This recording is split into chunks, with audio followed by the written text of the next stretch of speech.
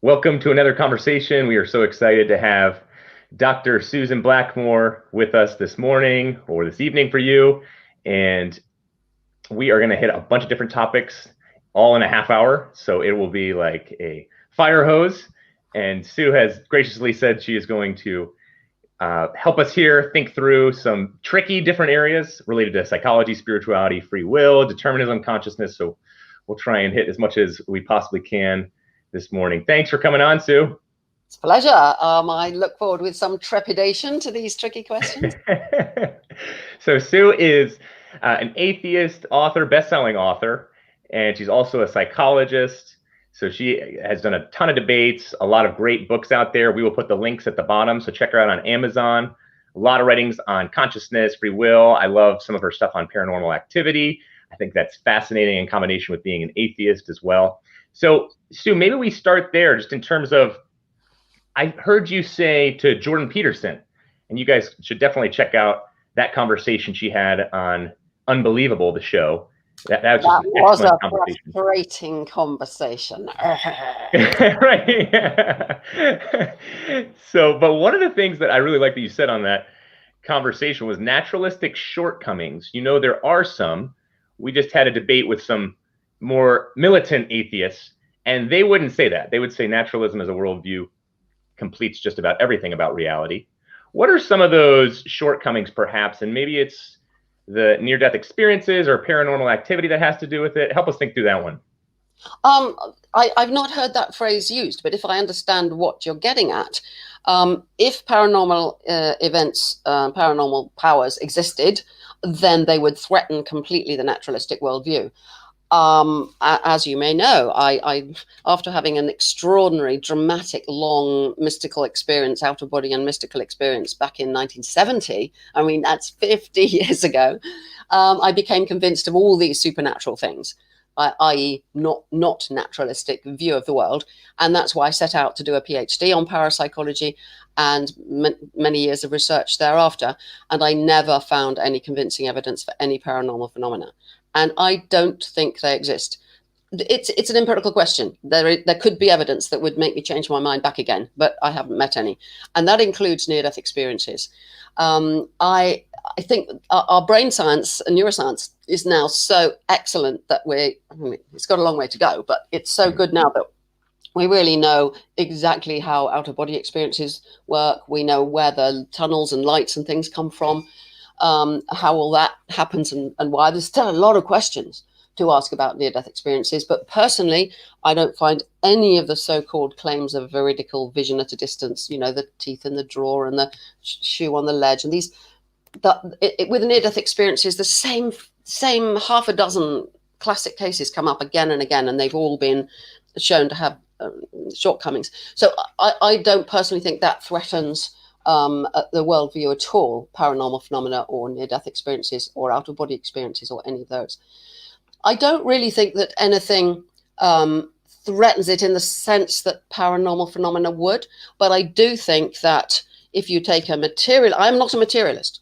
If you take a materialist view, you have got real problems with consciousness. I mean, I'm sitting here, and you're there. Weird, isn't it? You know, I don't know where you are, somewhere, but I can see you there on my screen. And I guess there's lots of people listening to this, and I have no idea where they are. That's all weird as well. But what's deeply weird from a scientific point of view is that I'm having any experience at all, and I assume that you are too. I can look out of my window there, and I'm looking at a field with cows in and trees with apples on and a rather heavy grey murky sky. It's my experience. It's private. No one can else know what it's like. It can't be pinned down, and we can't fit it into materialism in any neat way. Hence the so-called hard problem of consciousness, which is how on earth subjective experience can arise from objective brain activity. Well, my view is that's the wrong way of putting it. It's the wrong question, but I don't know what the right question is, which is why I'm an illusionist about consciousness. I think consciousness is an illusion in the sense that we make lots of assumptions about it that are false. And that gets us into this problem of dualism and the hard problem and which is why my big textbook on consciousness, 600 pages and loads of pictures and goodness knows what, begins with perplexity and it ends with perplexity, and it says, I hope when you finish reading this book, you've got a headache. And I'll say that, I hope anyone listening to me talking about consciousness feels a lot worse when I've finished than they did when they begin, because perplexity is required in a science where you really don't know what you're doing, where the problem is so hard, so mysterious. And that's how I think it is for consciousness. So I think naturalism is clearly the way to go. I take a generally naturalistic worldview, but I'll just say I'm a neutral monist. In other words, I don't think dualism is true. I don't think there are spirits or souls or other worlds or whatever, but I'm not going to commit myself to materialism or any other standard view, because I just don't see how it works. Okay, we'll stick a pin in that for a second. Like you said, there are so many different nuances to it. I want to shift here. I think you said you might be friends with Sam Harris. We know Sam Harris's stuff a little bit, but something really interesting he said. So we live just outside of New York City. The Cheshire shootings, I don't know if you remember them, back in 2007, that tragic incident where those two men were, I don't know if they escaped from prison or if they just got out, followed that woman to the bank, then followed her to her house. Some really bad stuff, and then ultimately homicide happened with the family. And Sam Harris said something fascinating, though, after that incident. And he said basically, well, we can't blame these men. And we don't, I certainly don't know, even with my background in psychology, because I looked into it some, I don't think they were diagnosed with any type of mental illness. And yet Sam Harris said these men were determined. They were determined to do this. And it was because of their brain wiring and also because of the parenting that they grew up with. Well, obviously, Cliff and I, we believe that there's a piece of evidence there to their free will that they did this, not just simply determined robots to have gone and committed these types of just atrocities. As a lot of the clients I'll see, I'll never really reference you are determined to act this way or to behave this way or to even have these dark feelings or thoughts about yourself. Instead, there is a level of free will. And how do we access that free will in a positive way? Yes, we certainly look, depression has been in our family. So certainly there are neurochemicals that we're born with, and I don't believe you can just pray things out. Actually, I really don't believe that. I've gone against fundamentalist Christians in a pretty intense way, had some of my most intense debates with them over that very issue. But how do you think through the determinism and free will issue, especially when it comes to psychology? Tricky. I am not convinced that Sam Harris would have put it precisely that way. I'm not really friends with him. I mean, I've met him a couple of times, and I've read his books, and I've talked to him on Skype or whatever, but I don't know him terribly well, but I have read quite a lot of his work.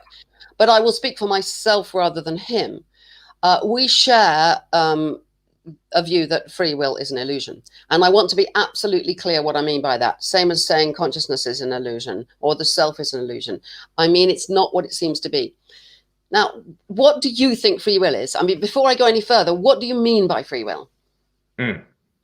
So free will, we would basically say we're not moist robots.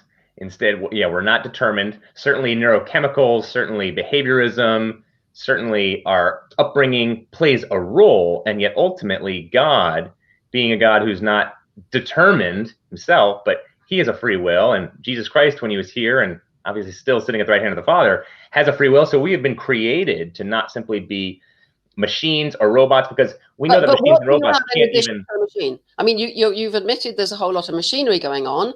So what, when you use your free will to say, for example, oh yeah, I will talk to these guys, that will be interesting, or whatever it is you choose to do, what is there in addition to the machine that is? What do you mean by free will, a freely willed decision or choice? Right. I guess the best example would be. No, I don't want an example. I mean, are you imagining that there's something in our brain that's called free? Do you mean that this action is completely free from any constraints of the brain? Do you mean that it's your soul or spirit doing it? Or what do you mean when it happens, when an action of free will happens? What do you mean is going on? Yeah, so I would say, I'm not determined to take a spoon, or that God is somehow in control and really cares about controlling me to take a spoon, dip it into my bowl of soup, lift it up to my mouth, and then put it in my mouth. Just like, for example, with my wife, it's impossible if I was determined or simply a robot to truly love her. So yes, I think it's connected to the immaterial soul. I think that's well put, but I believe it's impossible to love somebody if you're fully determined. If he was paying I'll take $20, to go on a date with me, that would be pretty sad. It would be a type of manipulation when it comes to love. You never know. You might suddenly fall in love and you have to put me back. Okay, now I'm with you now. Because I'm pushing you on that because at the moment I'm having a really, really long, drawn out, fascinating debate with Dan Dennett about free will, because I'm a great admirer of his work on consciousness, and I just think he's wrong about free will because I agree very much more with Sam Harris.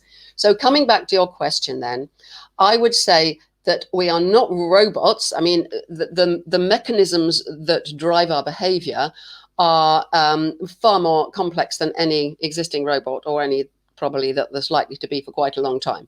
Nevertheless, I would say that everything that we do is because of everything that went before. Now, this is a more Buddhist than Christian idea. I mean, the Buddhist idea of codependent arising or dependent origination is simply that everything that happens, including all our actions and choices, are a consequence of the whole universe.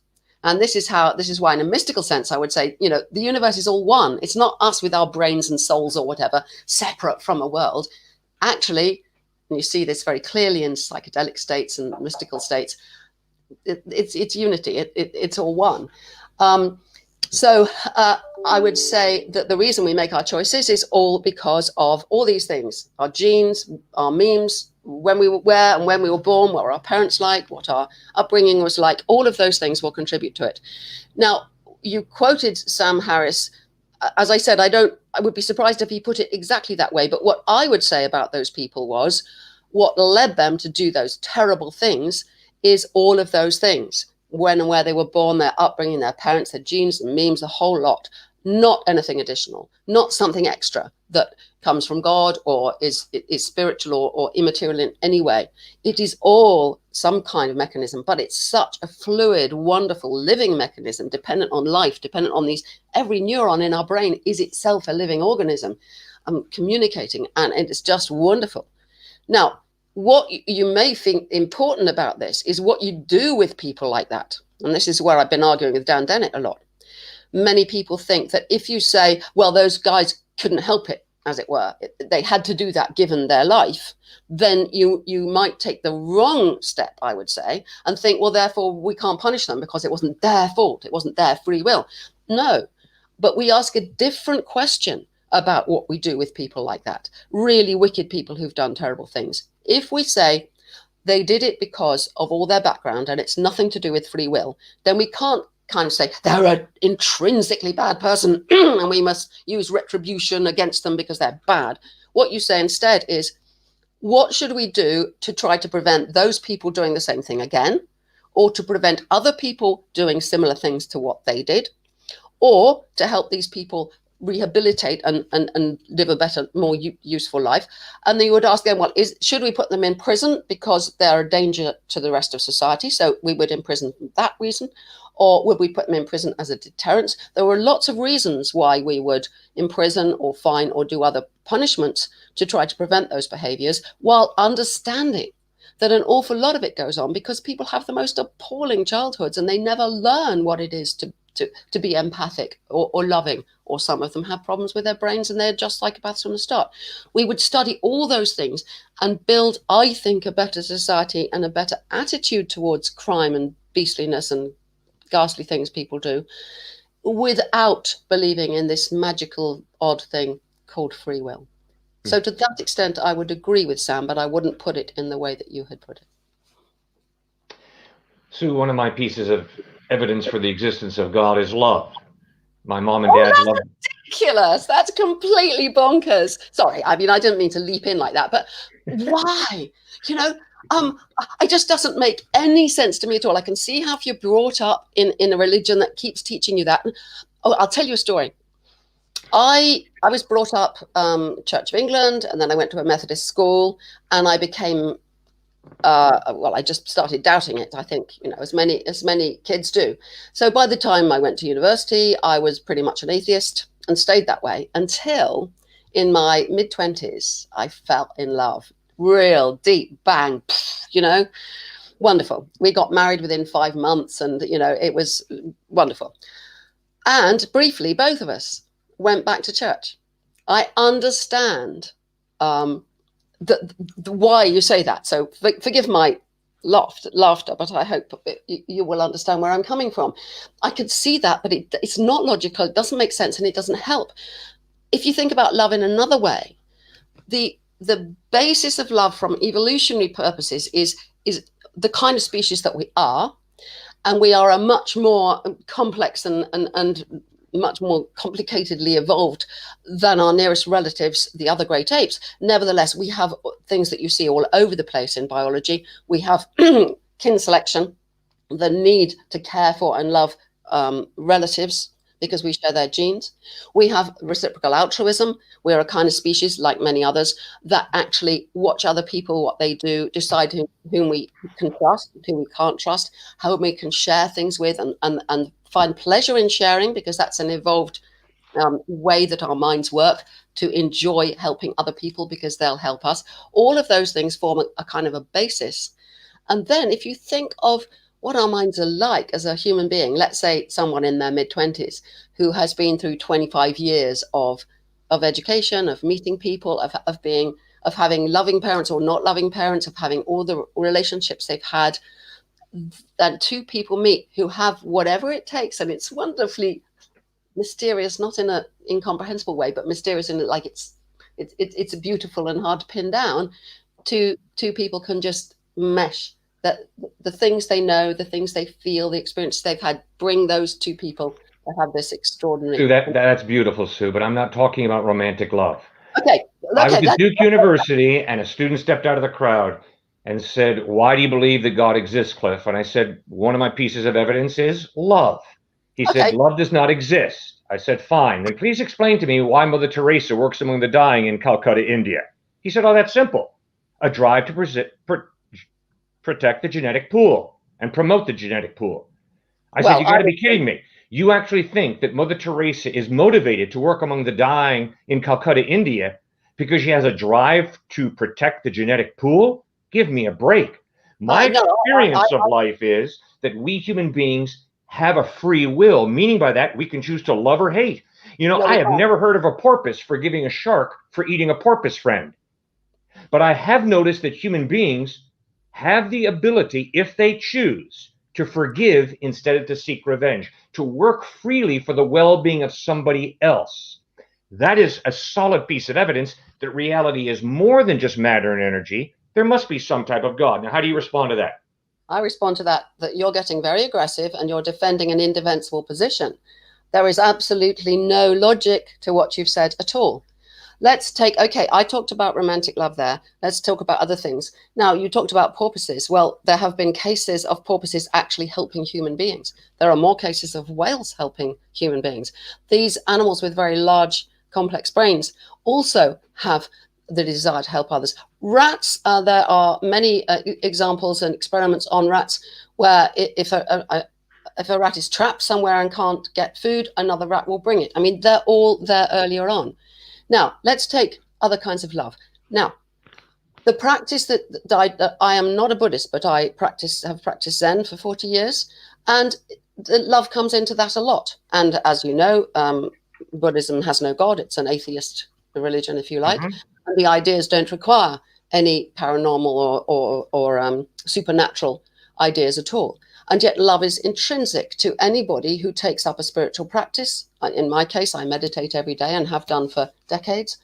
Now, what is that spiritual practice about? It's not about God. It's not about inventing other worlds or things that there's no evidence for, like spirits and souls at all. It's not anything like that. It's actually about how you live your life.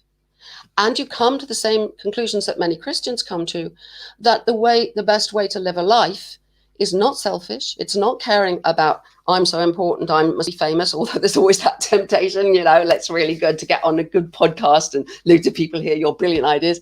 There's the temptation. But actually, it's about loving other people and loving being alive and loving the world. I've had times in my life when I've really wished I wasn't alive, not to the point of being suicidal, just thinking, God, it's so tough.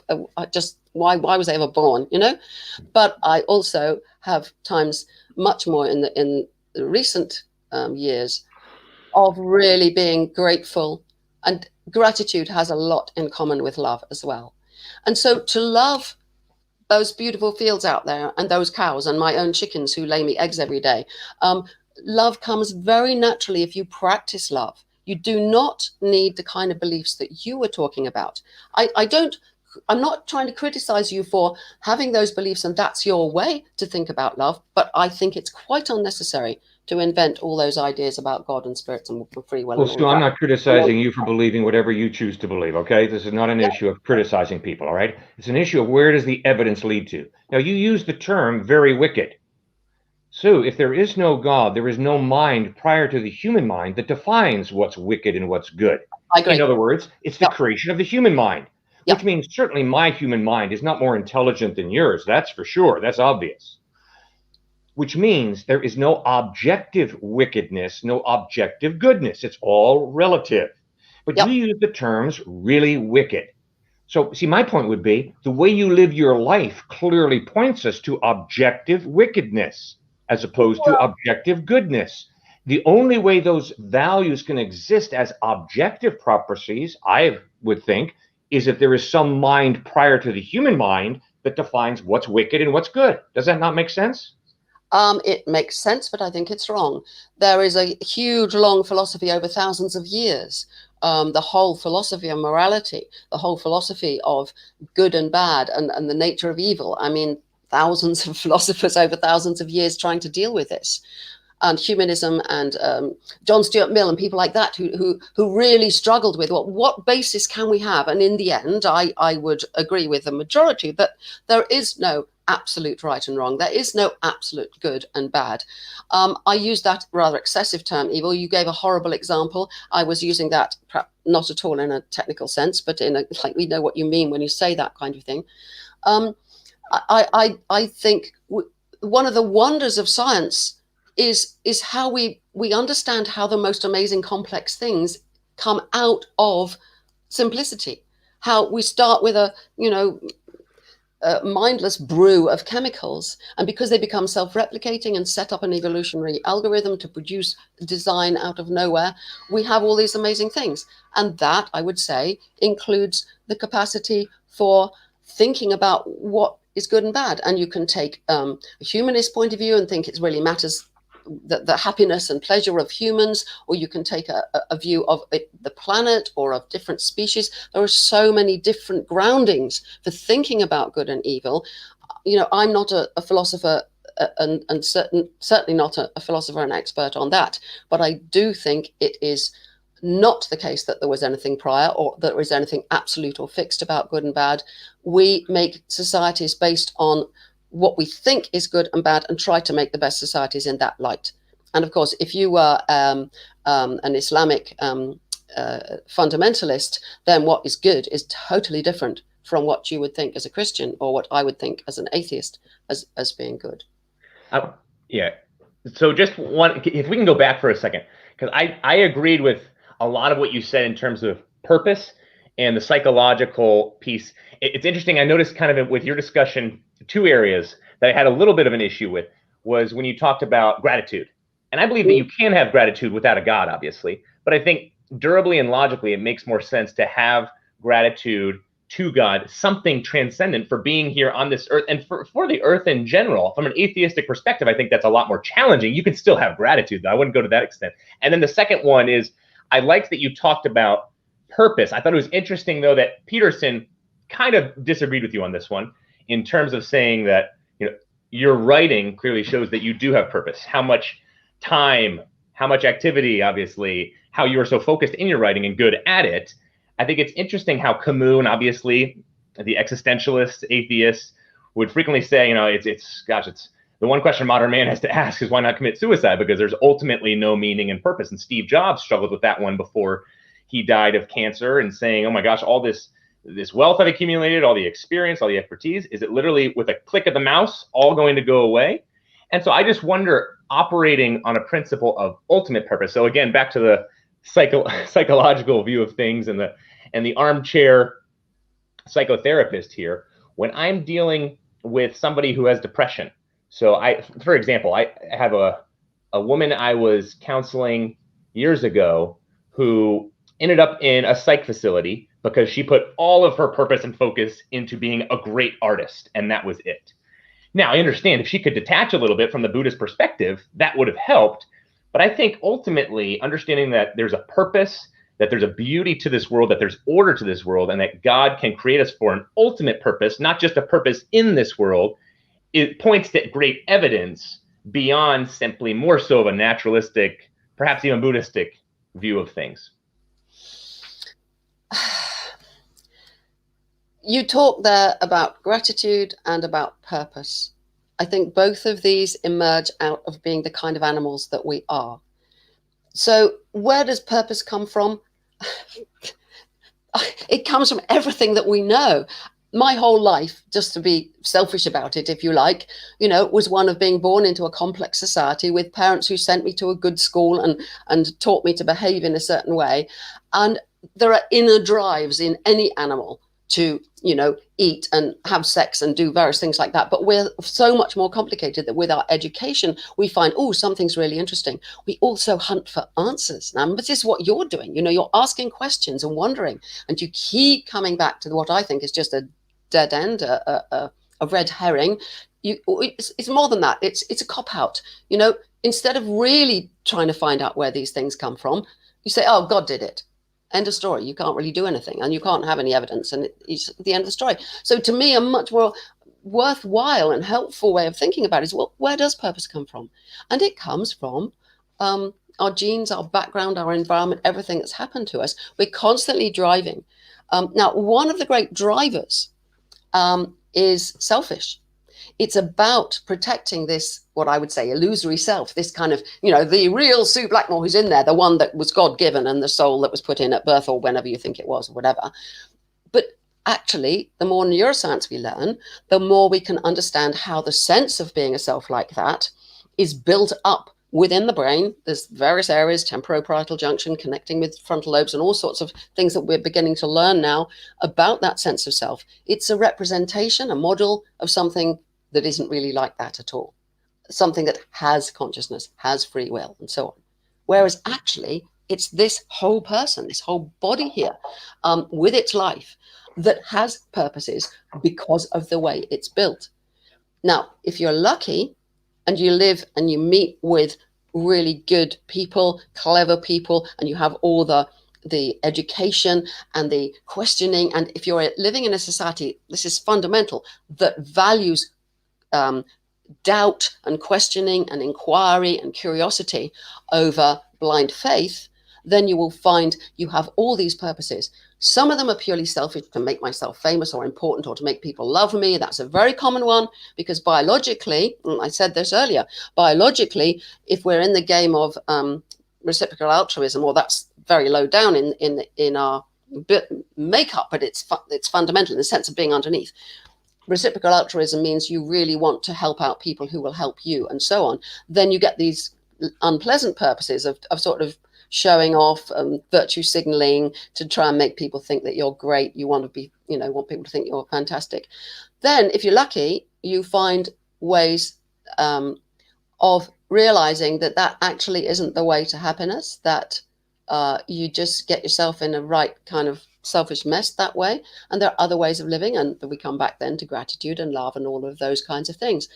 Now, it's difficult and complicated to do the science and the philosophy that allows us to see how those things emerge out of biology, out of this one world. But I think that's what they do, and I think invoking God doesn't get you anywhere. So we do not want to take advantage of your kindness in joining us, and we've hit the half-hour mark about. Do you want to stop now, or would you like to continue? I'm so enjoying this, but I really do have to stop, because this chronic fatigue is, as you can see, I pour out the energy and then I get exhausted. If you have one more critical question, I'm happy to have a go, but then I think we really should stop, in fun as it is. Absolutely. Gosh, some of my questions are pretty hard hitting in terms of getting really, really deep. So did you want to ask? Okay, well, let's see here. I would say I'm glad you're not a full-blown materialist, because I don't think it's possible to have a justice or love molecule. And I think materialists have a very tough time answering that one. And we noticed with our debate the other night and debating two materialists. But maybe shifting here a little bit about biblical stories. I noticed on the debate you had with Jordan Peterson that you had kind of an aversion towards biblical stories. Don't you think, I mean, it's interesting how he always talks about kind of the metaphorical structure and how if we lose this religious structure, at least here in the West, then society is going to fall apart in many ways because so many people attach meaning, purpose, their lives to a greater understanding of why we are here. How come perhaps the aversion to biblical stories? Because I think so much of, being made in God's image, Genesis 1:26, Genesis 3, there was a great fall. Obviously, there's brokenness in us all. I debated one time 2 child psychologists from Columbia, and it was fascinating to hear them talk in a very glowing way about children. I'm having my first 2 children right now. One is 17 months, and I'm noticing a lot of beauty and good, but also there's a level of stubbornness, clearly. Yep. Very similar stubbornness to the one I had and still have probably today, if you ask my dad. But how do you think through, just in terms of making sense of life? I think there's many pearls to be mined in the biblical stories, and I think a lot of that's not proof that they're true.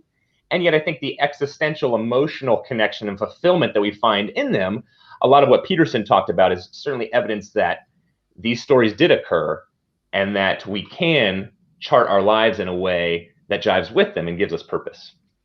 I don't think that I was against the biblical stories. Okay. Rather, I was against the way he was using the biblical stories for some of his arguments, and he's very clever at twisting the arguments around and persuading you of things, and then using a biblical story to convince you, which may not actually be totally relevant. And so I was criticizing him, I think, on those grounds.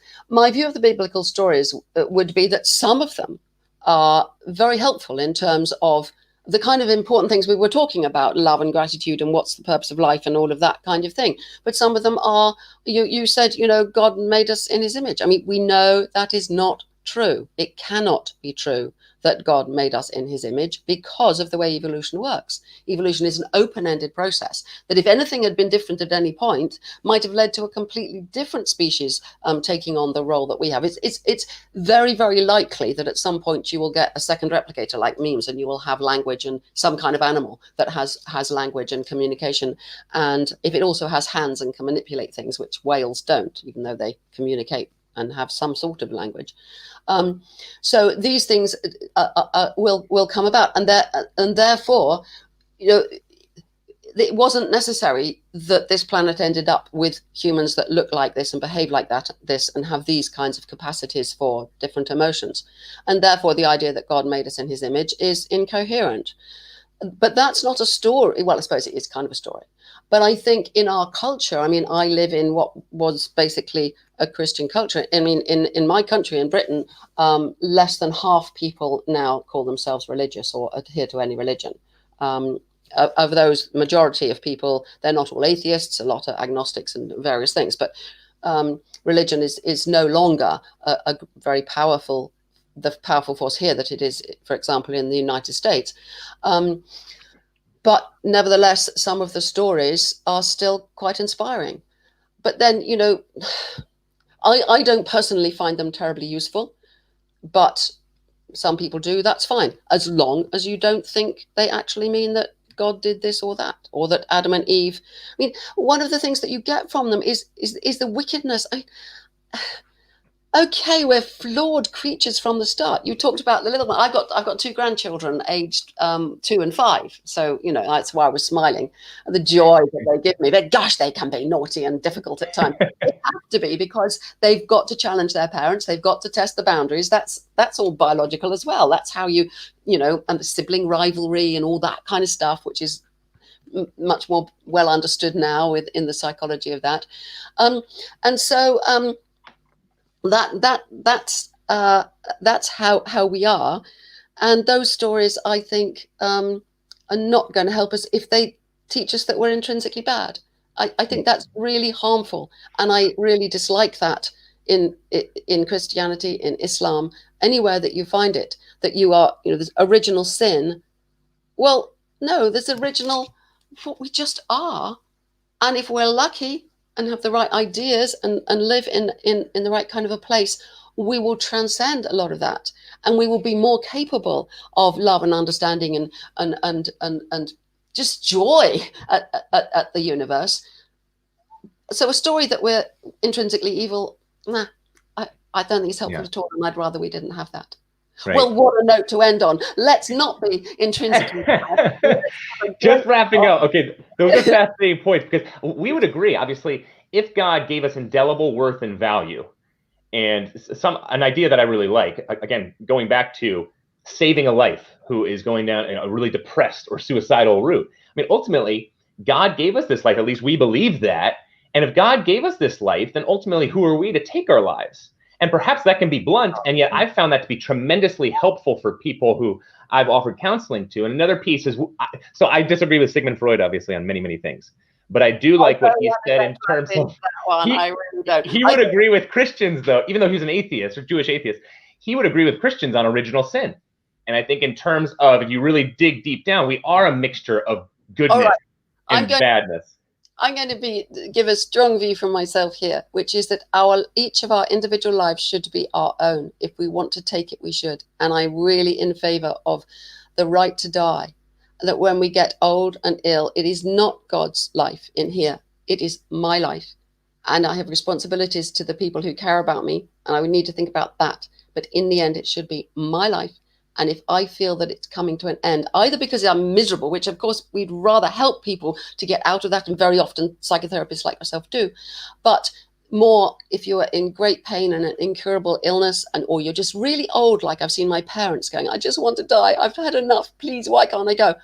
I want to live in a society, and I hope before I get too old, maybe I will live in a society where it's not based on God gave us our life and it belongs to him. It's based on this natural world, this one united, amazing universe gave each of us lives, and it's up to us when we want to end them. And I'd like to end there because I really... We so appreciate you. Yes, we are over time here. Thank you for stretching our minds, our hearts, our emotions. So appreciate it. Guys, check out her books. We'll put them in the links. Certainly YouTube her as well. Sue does a fantastic job in so many different areas and helps us very much. We got to challenge our perspectives in so many different ways. If you enjoyed the video, certainly subscribe there at the bottom, hit the bell. We have many different atheists and Christians coming on for debates and discussions. So we'd love to have you back. Thanks again, Sue. Thank you, Sue, so much. Thank you. I enjoyed it very much. Bye-bye. Bye. Bye.